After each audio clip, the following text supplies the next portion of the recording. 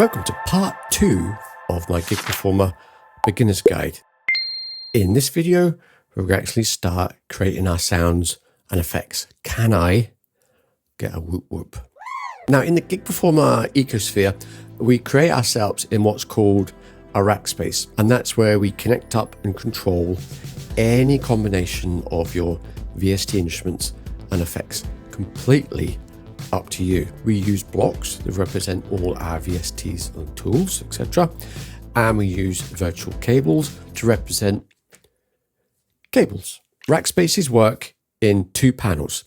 The panels view here, which is like the front end of the RACKSPACE where we set up our controls and things like that. And the wiring view here, which is like the rear end of that RACKSPACE. And this is where we actually connect up all our combinations of VST instruments and effects. In this particular video, we're going to concentrate more on the wiring view, and I'll show you how to set up some blocks and connect them up with MIDI and audio and all those types of things. You can then use those basic techniques that I show you, and then the world's your oyster. You can create whatever you like. In the next video, we'll concentrate more on the panels view, where we actually set up all our controls and things. So let's head back to the wiring view. And this is what you're going to see when you open the wiring view for the first time. You'll see at the top of your screen a red block that says audio in, and at the bottom of the screen, and I'm a little bit colorblind, so I'm not even sure what the color that is, kind of mustard, that's your audio out block. These represent the audio inputs and audio outputs of your chosen interface. And then also you'll have a poor little lonely MIDI in Omni block.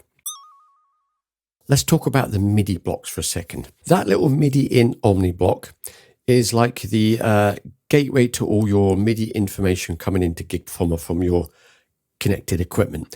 Omni means it's basically listening to all of your connected MIDI equipment.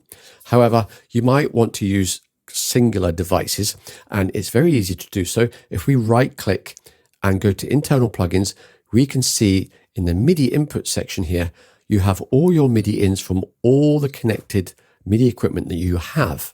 So for instance, if I wanted to add a MIDI in block that will listen to my Chrome keyboard, I just highlight that, and you can see it brings in another MIDI in block. This is actually labeled Chrome EX because it's only listening to MIDI information coming in from my Chrome. We have MIDI output blocks as well. So for instance, I can choose MIDI out Casio, and this will send MIDI out information back out to whichever device that you choose. In this instance, my Casio piano.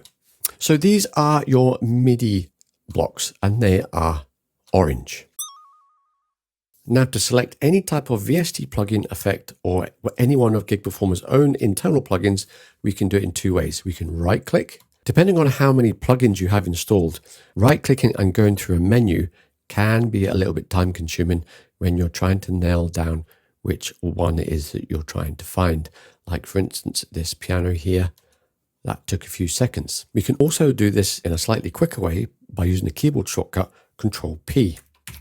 Now this will bring up the plugin, favorite and preset finder. We're going to talk about favorites and presets in another video, but this is basically like a filter where you can type in the name of your VST and it will start bringing up a list. So if I start typing piano, up will come a list of all the pianos in my VST list, and you can simply choose one and insert. So that's a slightly quicker way of bringing in plugins if you've got a big list of plugins to choose from. Now, as you can see, I brought in that Piano Tech 8 instrument block, and all of your VST instruments are represented by a green block, like so. If we choose a VST effect, however, I'm going to quickly choose the knot clipper. These are represented by a blue block. Now, if we head back again, right click and choose one of Gig Performer's internal plugins, because there's a whole bunch of utilities and tools and things that you can use to help route audio and MIDI and process MIDI and all these types of things. If we choose, for instance, an audio mixer, say an 8-channel audio mixer like so, you'll see that that's represented by kind of a black box. I think it's black. Eyes. So let's create something. I'm a keyboard player, so I'm going to create a simple keyboard patch. However, I will show you also how you can bring in external audio like guitars and start processing all your audio into RACKSPACEs as well. So bear with me if you're not a keyboard player. The processes that I'm going to use by connecting things up and stuff apply to that as well. So you'll get the hang of it. It's not hard to do. Let's now add our first instrument, and I'm going to add that piano back in. Control P. And again, I'm going to start typing piano. And there's my favorite piano, Piano-Tech 8. And up it comes. You'll see the plugin itself will actually come up like so.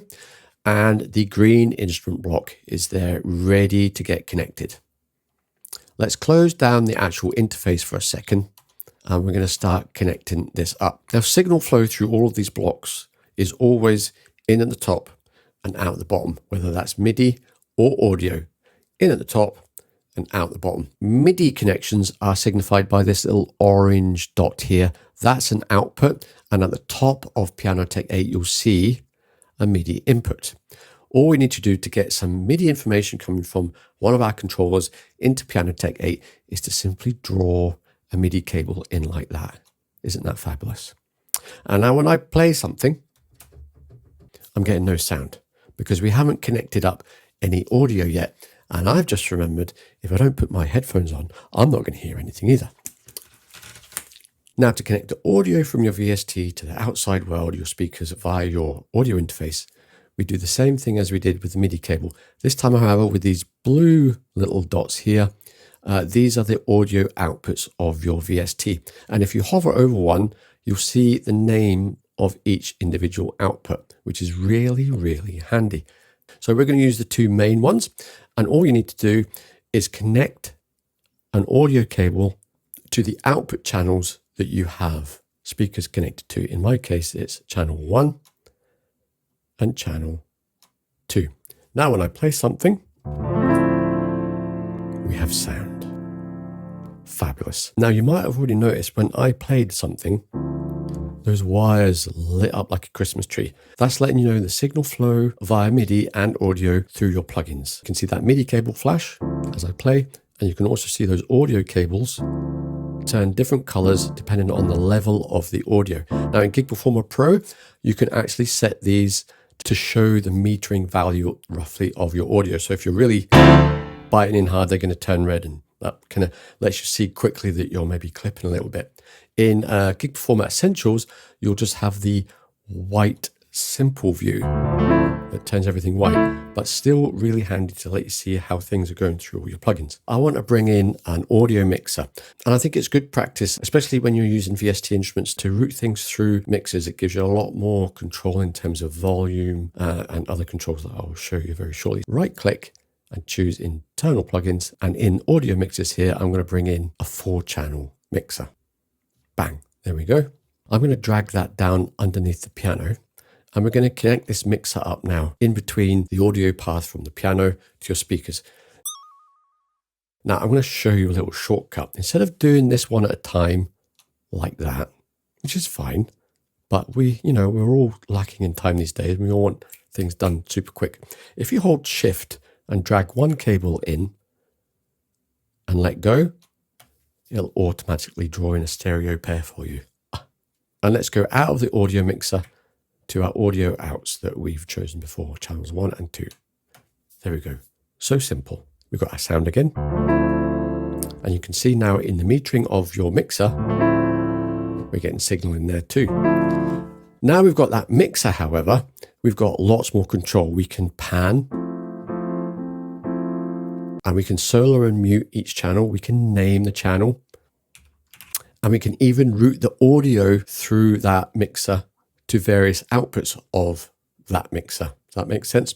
So channel 1 and 2 coming in, you can actually route the output to 3 and 4. And if I do that right now and play something, it switched the outputs to 3 and 4. So let's drag to 3 and 4, and we should have our sound back.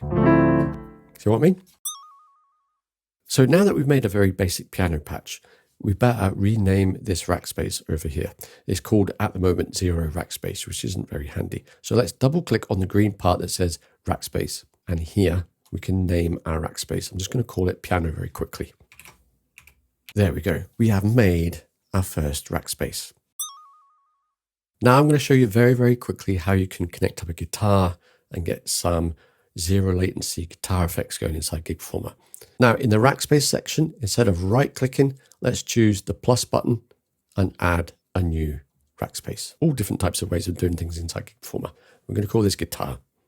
Now we've got a brand new empty wiring view again. Let's just drag in these blocks very slightly. If you want some more real estate in the wiring view, you can hold Alt or Options on Mac and use a mouse wheel to zoom in and out, things like that. You can move stuff around. You'll also see some extra little buttons come up in the top right of the screen where you can also zoom in and out and auto zoom and auto fit, all these types of things to help give you more space, especially if you're creating a very complicated kind of wiring view. You've got loads more screen real estate to use if you need it. We're not going to need the MIDI in block for this particular RACKSPACE because we're dealing with audio. So to delete a block, right click and remove. Let's quickly bring in a VST effect for a guitar. Now Gig Performer teamed up with Overloud. We've got some free guitar rigs that come along with Gig Performer. And Overloud stuff is really pucker. So let's choose THU 64 and up comes THU. If you see on the left hand side here, if you click that arrow button beside the presets, you'll get a bunch of presets all ready to go. Now, Hammer's about as much use on guitar as a chocolate watch. So as you can tell here. So I'm going to show you how to wire these things up and then you can knock yourself out on your own time. So say for instance, you've plugged your guitar into channel 2 of your interface. Drag an audio cable from input 2 into your guitar effects VST. Like so. All you need to do now is drag audio cables from the outputs of THU into your outputs of your interface. That's it. So simple. In basic aspects, that's it.